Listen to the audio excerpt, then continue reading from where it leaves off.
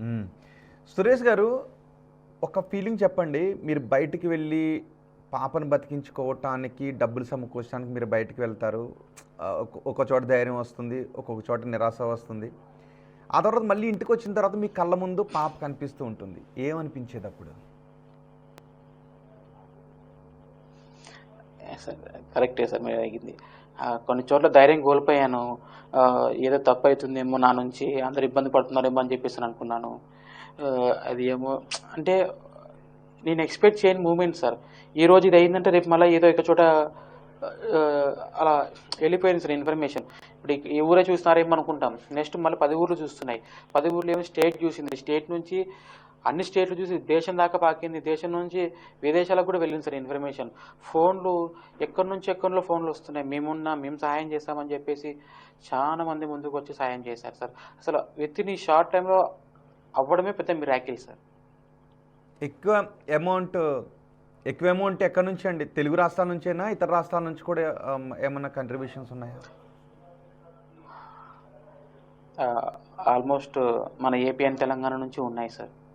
Maximum AP and Telangana నుంచి. ఎందుకంటే భాష కూడా అర్థం కావాలి కాబట్టి. ఓకే. నేను ఇందాక అడిగింది, బయటికి వెళ్ళొచ్చి ఎస్ రకరకాల సార్. ఎమోషన్స్ మీకుంటాయి.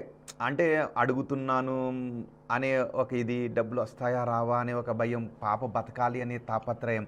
ఇంటికొచ్చిన తర్వాత మీ పాప మీ కళ్ళ ముందు కనిపిస్తుంటుంది కదా! పాపం తనకేం తెలీదు. నవ్వుతూనో, మీ వైపు చూస్తూనో, చేతులు ఇట్లా అంటూనో, 11 ఏళ్ల చిన్నారి అంటూ ఉన్నప్పుడు ఆ సమయంలో మీకేమనిపించేది? మీ గుండె ఏమనిపించేది?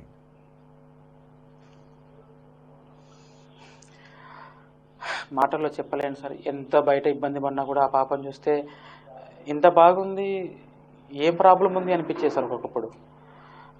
కానీ అది చెప్పాను కదా సార్, ప్రాబ్లం ఇచ్చిన వాడే సొల్యూషన్ ఇచ్చాడు.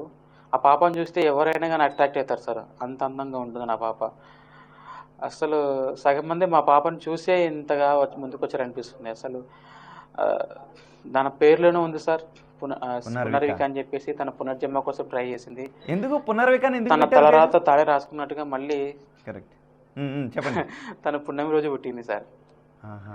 తను పున్నమి రోజు పుట్టిందని చెప్పేసి అవడంతో ఆ పేరు పెట్టాము. అది ఒక 21 డేస్‌లోనే పేరు పెట్టాము సార్. హ్మ్. కానీ ఇంతగా నేమ్ వస్తుందని ఎక్స్‌పెక్ట్ చేయలేదు. కానీ ఆ పాప గాని బాగా ఉండి కొన్నేళ్ల తర్వాత ఇవన్నీ చూసుకున్నప్పుడు ఎంత గర్వపడతదో. అసలు నాకేం తెలియనప్పుడే నేను సెలబ్రిటీ అనుకుంటుందేమో. ఖచ్చితంగా.